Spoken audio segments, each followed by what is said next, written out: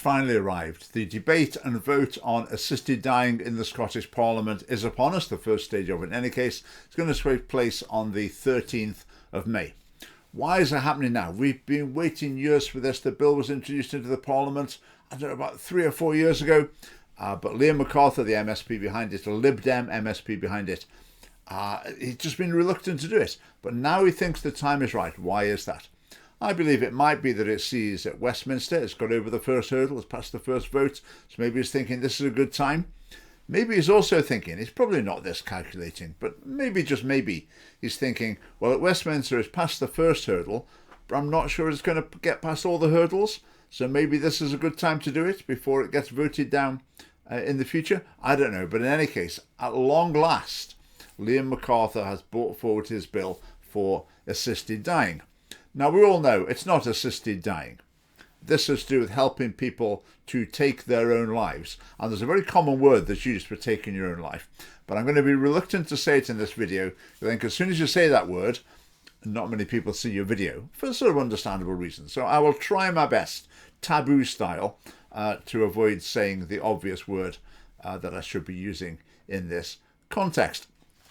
Now, it's a bit strange in Scotland that there's a bill coming through to allow assisting someone to take their own life, because it actually isn't illegal in the first place.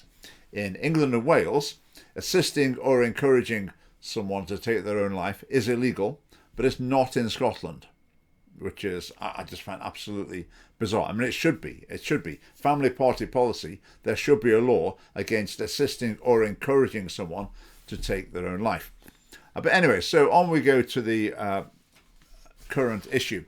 Now, the parliamentary committee that's considered this issue has produced its report. It's about 125 pages long. A lot of it's the standard stuff you would expect. I'm going to go through it and pick out a few points of interest in preparation for the debate and vote in a couple of weeks. Right, so they say, we hope the current debate will provide a catalyst for further improvements to be made to the quality and availability of palliative care services in Scotland. I don't quite understand how that's supposed to work. I don't understand how talking about patients taking their own lives as an alternative to living on with their illness, I don't understand how that encourages discussion about palliative care. Anyway, but they think somehow it's going to have some positive influence in that regard. Right, they say, we've also concluded that the safeguards in the bill and its compliance with human rights requirements could be strengthened via amendments to establish an independent oversight mechanism, such as an independent review panel or a potential monitoring role for the chief medical officer. I mean, the first thing I think with that is just, right, how much is all this going to cost? But then, how about that? Human rights, concerned about the human rights requirements of something that involves ending people's lives, and that needs to be overseen by maybe the chief medical officer because of human rights concerns. What a topsy-turvy world we live in. Right, this bill, as proposed at the moment, doesn't include any time scale for life expectancy. So any condition that's expected to be significantly life-shortening is okay. And that's interesting, because normally with these bills, they're introduced with a, expected to die within 6 months, expected to die within 1 year. And one of the first slides down the slippery slope is to say, oh, that's not fair. I'm just as much in pain and agony or whatever, and I'm not expected to die until 13 months' time. It's not fair, I'm denied. So it's already gone a little bit down the slippery slope in that regard. Now, I've talked about euphemisms already. Now, the substance, well, they call it the approved substance. Approved substance. Now, in my book, a chemical that is administered to someone in order to kill them is not an approved substance. The usual everyday term for chemicals taken with the intention of killing is poison. Obviously, they're not going to use that word, are they? Right, other things that are mentioned in this committee's report. Dementia. Obviously, it's a tricky situation, isn't it? Because if you're going to have people with mental health problems of various types trying to decide whether or not to end their own life, Well, that's very difficult because the mental health problem might be contributing to the suffering, but it also detracts from their capability to make an informed, rational decision. However do you navigate that? Well, then the answer is just that you can't. That cannot be done. If mental health is a significant factor, you cannot disentangle the person's, say if someone's depressed, for example, you cannot disentangle the mental illness with their decision-making process. They can't be disentangled. So massive problems ahead in that regard. Also, when it comes to capacity, is the person really able to make this decision for themselves? Again, in the report, it mentions this view that's become a bit of a factoid, really, in Scotland. Your brain hasn't really fully developed until you're 25, so before you're 25, you'll be very impulsive, your emotions can fluctuate. Do you think people are not impulsive and their emotions don't fluctuate after they're 25? I think they do. Anyway, but it's become as though a common knowledge that up to the age of 25, your brain really doesn't work properly. So should they be given this decision-making power? Well, interesting question, because currently with the law that's proposed, 16-year-olds will be able to choose to take this approved substance in order to assist their dying. So, also, it talks a little bit about what happens if the person can't self-administer the poison, and it talks about various systems where you can have it so someone pushes a button so that it's administered intravenously, etc., which sounds pretty horrific to me. I know this bloke is in Switzerland who makes these machines for people to go into and die.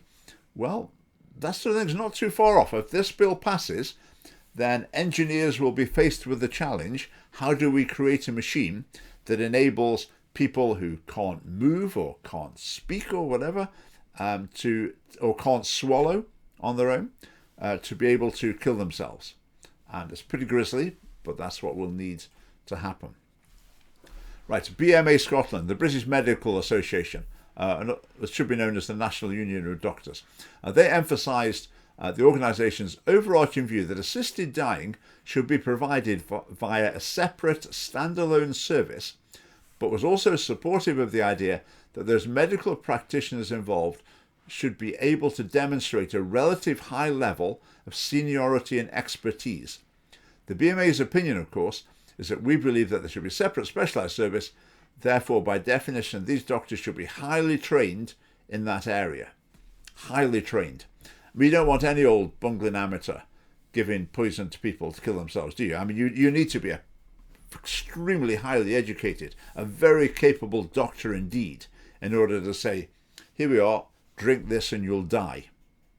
But that's what the BMA seems to think, that this is a real, you really need your elite doctors on this case.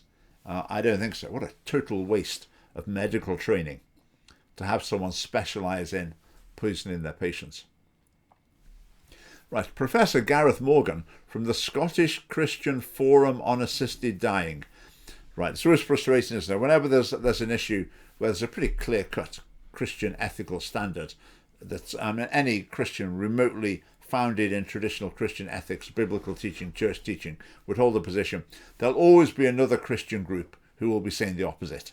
And I think this is them on this case. So the Scottish Christian Forum on Assisted Dying expressed an alternative view that internalised coercion in this context was different to other situations.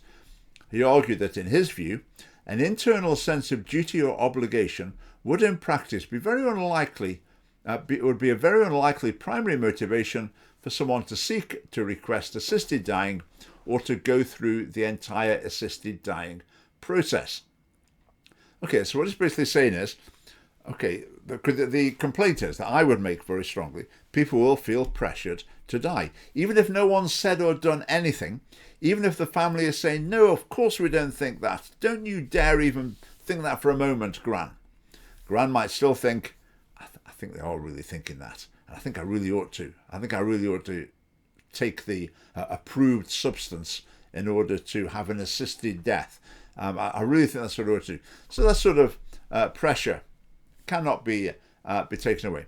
But he's saying basically, surely someone won't go through going to the doctor and having the doctor sign 2 forms and go through a period of reflection. Surely no one will really do that just because of pressure or coercion. Well, really? Why not? Why not? Of course they will. I mean, he just states it without any reasoning at all. But I know that is absolutely what some people would do. Right, next part. Section 21 creates a criminal offence to coerce or pressure a terminally ill adult into making a first or second declaration that they want assisted dying. Prosecution for this offence under the summary procedure would carry a maximum penalty of 2 years in prison and or a fine not exceeding £5,000. So this is someone who wants someone dead, and the means they want to use to have this person die is to pressurise them to go through the NHS system of assisted dying. Okay, and the maximum fine, £5,000. Maximum fine for standing praying in an abortion clinic buffer zone, £10,000. Fine for basically trying to kill someone. I mean, as far as I'm concerned, this is not attempted murder. You want someone dead, and you find an illegal means of bringing that about. I mean, that sounds like murder to me. But a £5,000 fine, pretty minor issue, it seems, according to this committee, this bill.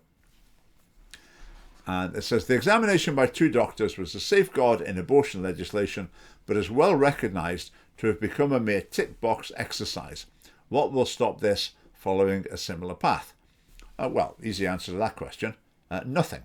Nothing. I mean, doctors routinely sign the form for abortion and they're lying, basically, because they're signing that this will benefit the mental health or whatever of the woman involved, and there is zero evidence that it benefits the mental health of anyone having an abortion.